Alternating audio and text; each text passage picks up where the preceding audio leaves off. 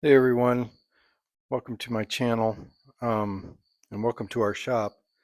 Hopefully you enjoy what we're doing here and maybe along the way we can all learn stuff as we go through and try to rebuild some classic cars and we all have a little bit of fun on the way.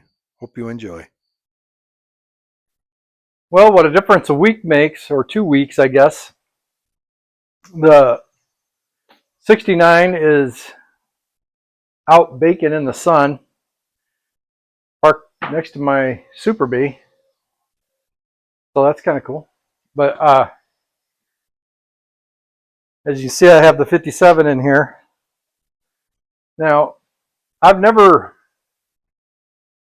uh, tried to redo a 57 Chevy in my life.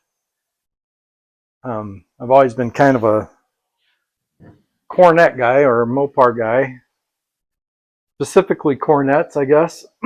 Not that I don't like um, anything else, because that's not true. I'm kind of a car. I'm I'm just a car guy. I like uh, Fords. I like Chevys. Really like Mopars. I guess I'm not one of them that is just, oh, it's got to be Mopar, or oh, it's all, everything other than Chevy, is junk or whatever. I think that they had some good cars everywhere. All three of the American car companies, the big three, even the little ones. I mean, I like Studebakers. I like Hudsons. I mean, the Hudson pickup with that long front end. I mean, that's just cool. Uh, I just happened to get into Mopars at a pretty young age,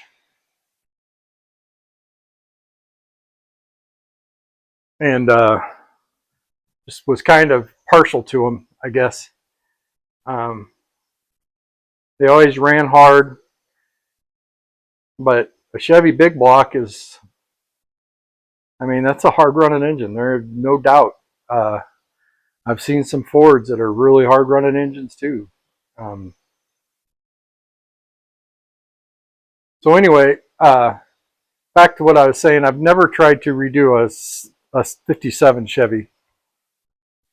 And I had a guy ask me in the comments, what is um, what is one of the first things, or if I was going to give him any advice, what would be something I would tell him? First and most thing that you can do is get yourself a shop manual. And I don't mean a Chilton's manual. I mean an actual shop manual that's rewritten for that year of that car.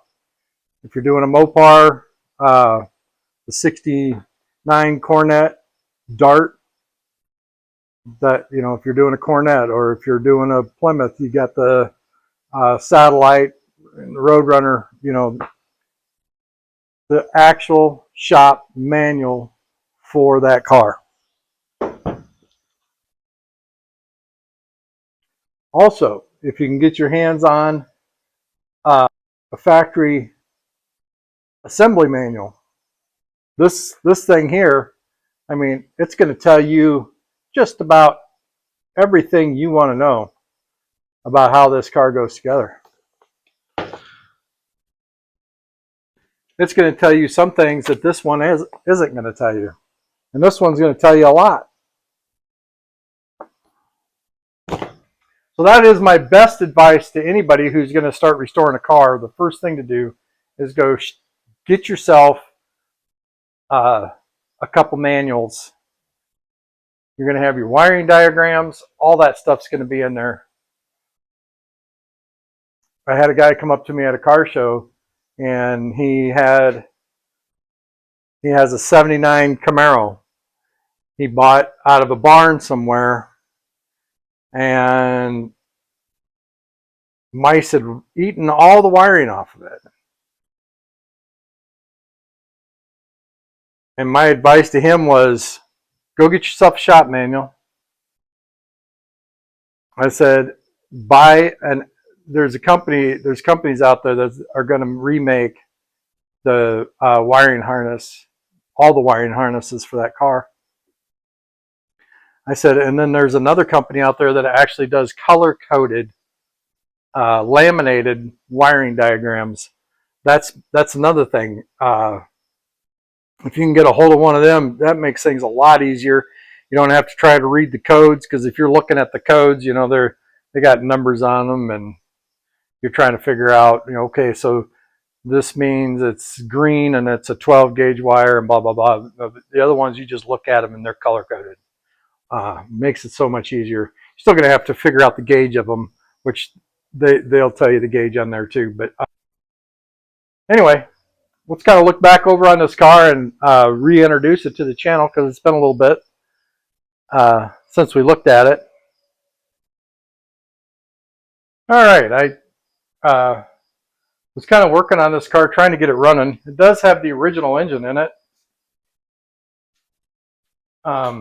It was getting gas, it was getting spark. The spark was a little light.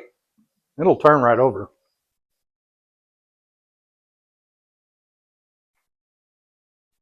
So my thoughts on it is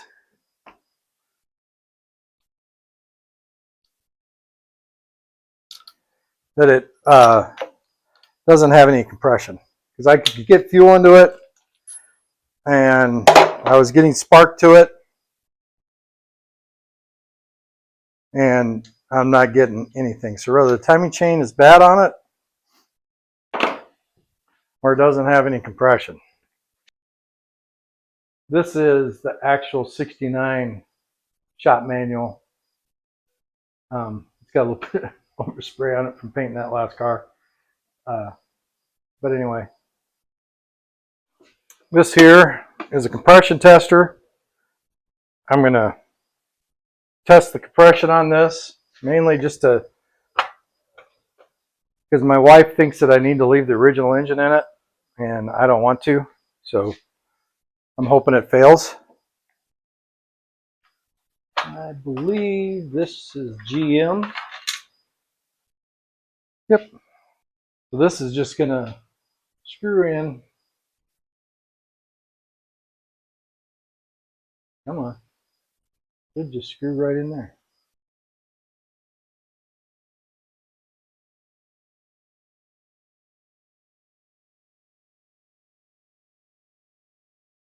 Yep, that's the right one. So that screws in like that. It goes on there. Right now it reads 0. All right, keep an eye on that. Tell me what happens.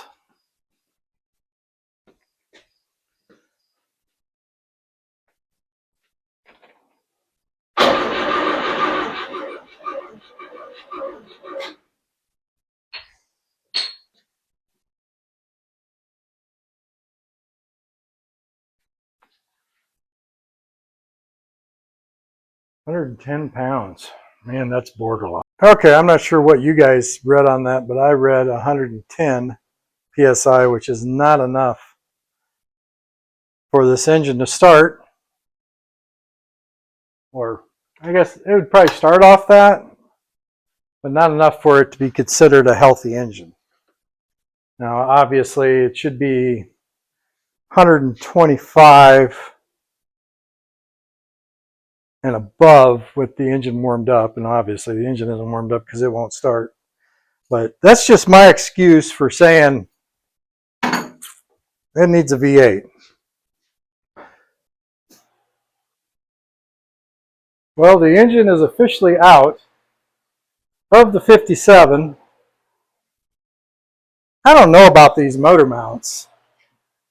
I mean, is that really going to hold a 350? I got a kit, but I'm pretty sure they just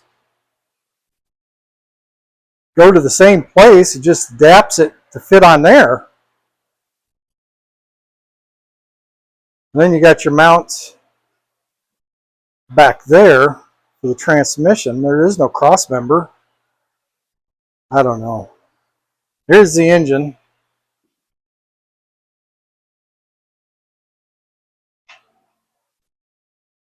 Here's the engine. It's no longer going to be a 6-cylinder. I don't know about this 3-speed. I may keep that. While I was under there taking the drive shaft off, I noticed that it's got a pinion is pretty loose in it. I was going to film taking this engine out, but I'm sure there's plenty of films on how to take a engine out of a 57 Chevy. Now I'm going to go get the tractor.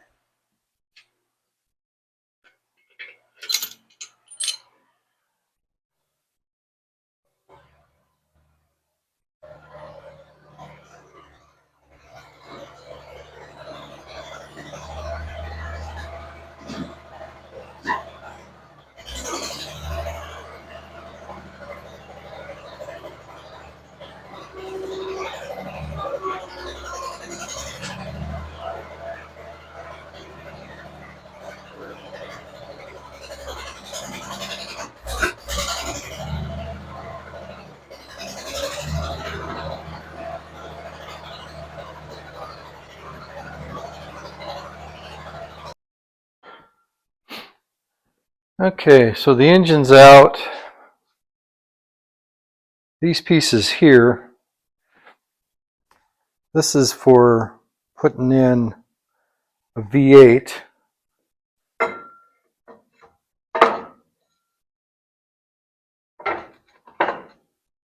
They go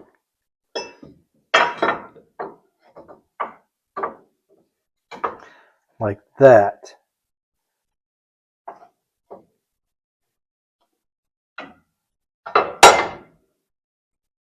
It says to clamp them in there. Kind of like that there.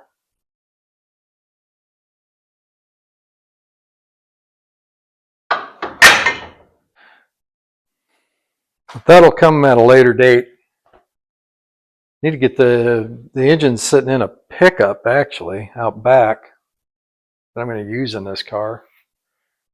And I think I'm going to use a 4L60E, I think it is, transmission, but I'm going to have to, I have a couple of those. I have an 80 and a 60. I'm going to have to switch them over because they're both 4-wheel drive, so I'm going to have to switch them over to 2-wheel drive. I'll make a video on that too when that all comes, but for now I'm going to get to welding these floors in. Y'all have a good day.